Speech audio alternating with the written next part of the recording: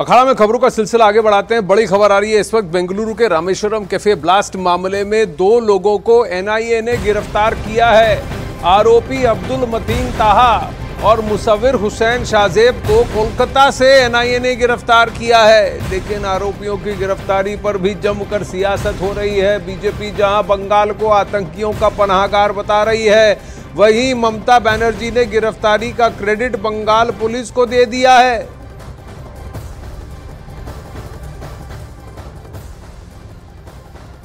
यही सियासत भी और शुरू हो रही है कि यहां आरोप लगा जा रहा है कि इनमें से किसी एक को जहां से गिरफ्तार किया गया वो किसकी कॉन्स्टिट्यूएंसी है, वो बंगाल में बीजेपी का सरगना है कि नहीं। वहीं बीजेपी ने ब्लास्ट के 2 आरोपियों की बंगाल से गिरफ्तारी पर कहा है कि ममता के राज में बंगाल आतंकियों के लिए सुरक्षित पनाहगार बन गया है। बीजेपी के अमित मालवीय ने इसे लेकर ट्वीट भी किया है और ट्वीट में लिखा, एनआईए के कोलकाता से 2 संदिग्धों को कैफे ब्लास्ट के आरोप में पकड़ा है। दुर्भाग्य से ममता के राज्य में बंगाल आतंकियों के लिए सुरक्षित पनाहगार बन गया है।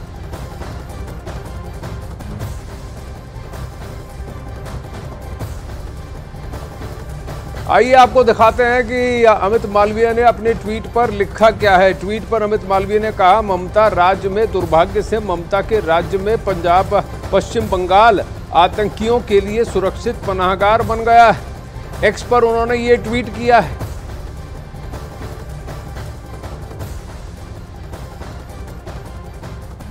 रोहिणी इस वक्त हमारे साथ लाइव जुड़ रही है। अच्छा बताइए कि ये इनकी गिरफ्तारी कहां से हुई है रोहिणी, और सबसे बड़ी बात, इनका रामेश्वरम कैफे से क्या रोल है? आप बैंगलोर से जुड़ रही हैं इस वक्त। जी बिल्कुल, जिस तरह से इनकी ये 2 अक्यूज इनको पकड़े गए वो बंगाल में पकड़े गए थे और इनकी और भी डिटेल्स एनआईए बाहर निकाल रहा है। पर उससे ज्यादा जो बात कर रहे थे पॉलिटिक्स के बारे में, उसकी बातचीत हो रही है आजकल, क्योंकि शोभा करंदलाजे जो यहाँ बैंगलोर नॉर्थ की जो एमपी है, उन्होंने ये खुल के कहा है कि कर्नाटक में सिद्धरामैया की सियासत के वक्त ही सबसे ज्यादा टेररिज्म या ऐसे होते हैं, और रामेश्वरम कैफे की जो ब्लास्ट हुई थी वो उनके टाइम पे ही हुआ है। हर बार जब भी कांग्रेस आती है सरकार यहाँ पे, तब यहाँ पे कोई ना कुछ टेररिज्म की बातें होती है या ब्लास्ट होते हैं। उनका ये भी कहना है कि एसडीपीआई जो पॉपुलर फ्रंट ऑफ इंडिया जो अभी बैन किए गए थे टेरर आउटफिट के नाम पे, उस एसडीपीआई अभी कांग्रेस को सपोर्ट करिए लोकसभा इलेक्शन से। ब्लास्ट के आरोपियों के पकड़े जाने पर कहा कि आरोपी यहां 2 घंटे तक छिपे रहे और हमारी राज्य पुलिस की त्वरित प्रक्रिया के कारण 2 घंटे के भीतर ही उन्हें गिरफ्तार कर लिया गया। केंद्रीय एजेंसी के दिए लेवल प्लेइंग फील्ड नष्ट करছে, रोज सीबीआई एनआईए के নিয়ে ঘুরে বেড়াচ্ছে। আজকে আসার আগে শুনলাম ওদের একটা ছেলে আছে। আমরা বলি বেশি ফোড়ং কাটে, ফোড়ংবাজ বলেছে ব্যাঙ্গালোরে একটা বোমা পড়েছিল, লক্ষ্য হলেও কর্ণাটকের, আমাদের এখানকার নয়।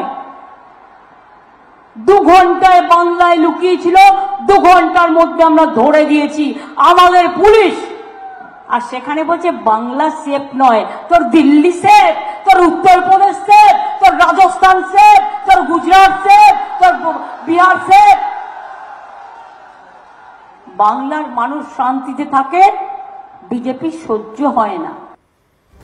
तो बंगाल में शांति हो, शांति बहाल हो, इसके लिए बीजेपी संतुष्ट नहीं है। 2 घंटे में हमने इनको पकड़वा दिया, ये ममता बनर्जी का कहना है। लेकिन यहाँ पर कांग्रेस की सरकार कर्नाटक में भी है। रोहिणी आप इस वक्त बेंगलुरु से जुड़ रही हैं, जहाँ आप कह रही हैं कि शोभा करंदलाजे ने एक और वहाँ तीर छोड़ दिया।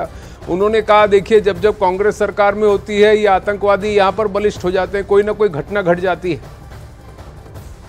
उनका ये भी कहना है कि जो रामेश्वरम कैफे की ब्लास्ट हुई थी उस वक्त पुलिस को इसके बारे में खबर क्यों नहीं थी?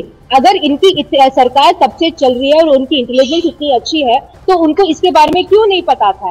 और इससे ज्यादा उन्होंने ये भी कहा कि 2013 में जितने करीब 1000 के ऊपर पॉपुलर फ्रंट ऑफ इंडिया के जो कार्यकर्ता हैं उनको छुड़वा दिया, और उनके छोड़ने से वो एसडीपीआई जो पॉलिटिकल पार्टी है पीएफआई की, वो जुड़ गए और आज वही एसडीपीआई कांग्रेस को सपोर्ट कर रही है। इसका मतलब यही है कि उनका नाता पीएफआई, एसडीपीआई और कांग्रेस का एक ही है, और ये सब इकट्ठा मिलके ये टेररिज्म के आसपास ही है। और उन्होंने इतना भी कहा, इससे ज्यादा भी कहने लगी कि जब जब सिद्धरामैया मुख्यमंत्री बने तब तक यहाँ पे टेररिज्म दिखाई दिया है बैंगलोर में, और इस बार बैंगलोर के इलेक्शन में जब भी बात होंगी इंफ्रास्ट्रक्चर की, पीने की पानी की, उसके साथ साथ टेररिज्म की बात होगी, और यही होगा बीजेपी का नारा। जी धन्यवाद रोहिणी आपके अपडेट के लिए। तो आपने यही बातचीत की बंगलुरु ब्लास्ट मामले में केंद्रीय मंत्री शोभा करंदलाजे की हम बात कर रहे हैं। कर्नाटक की कांग्रेस सरकार को उन्होंने निशाने पे लिया। शोभा जी ने क्या कहा, रोहिणी से ही उनकी बात हुई थी, आइए आपको दिखाते हैं। आप जिस क्षेत्र से खड़ी हैं, यहाँ पे बहुत ज्यादा तमिलियन पॉपुलेशन भी है। आपने कुछ स्टेटमेंट्स भी कहे हैं कि अगर बॉम्ब जब रामेश्वरम ब्लास्ट हुई थी और जब लोग पकड़े गए थे कि बॉम्ब तमिलनाडु से आए हुए हैं, बहुत आपको वो ठेस पहुँच सकती है आपके क्षेत्र में। मैं तमिलनाडु का खिलाफ नहीं बोला, तमिलियंस के खिलाफ भी नहीं बोला, क्योंकि तमिलियंस के साथ हमारा भाई बहन है वो इधर रहते हैं। ज्यादा पॉपुलेशन तमिल पॉपुलेशन बेंगलुरु में है ना, हम उसको हमारे भाई बहन मानते हैं। ये कौन कौन बाहर राज्य से एंड कर्नाटक से आतंकवादी का काम कर रहे हैं, आतंकवादी को ट्रेनिंग दे रहे हैं, हमारे सिद्धरामैया का सरकार उसको प्रोटेक्शन दे रही है। इसका बात हम करें, ये तमिलनाडु का बात नहीं है, वो केरल का बात भी नहीं है, ये कर्नाटक का बात भी नहीं है। आतंकवादी होते हैं। हम देश का रक्षा के लिए सोच रहे हैं। सिद्धरामैया कब सरकार लाया, सरकार में आया, मुख्यमंत्री बना, तब आतंकवादी के साथ खड़ा है, क्योंकि 2013 में popular front of India cases को वापस लिया कैबिनेट में लाके, यानी छुड़वाया, जेल से छुड़वाया। ये सिद्धरामैया है, सिद्धरामैया के खिलाफ हम बोल रहे हैं।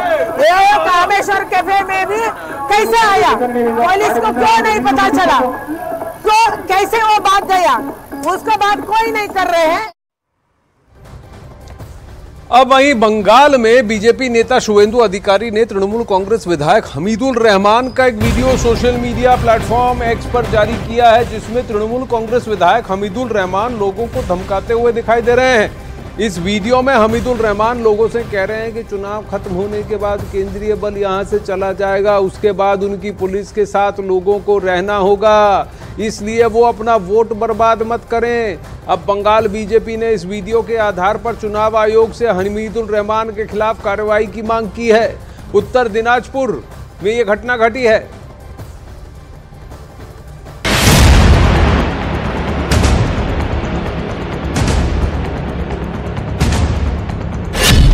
बंगाल में टीएमसी विधायक का धमकी तंत्र। सेंट्रल गवर्नमेंटेर फोर्स 24 तारीख पर्यন্ত থাকবে। मतदाताओं को टीएमसी विधायक की खुली धमकी। কখনো অভিযোগ করবেন না।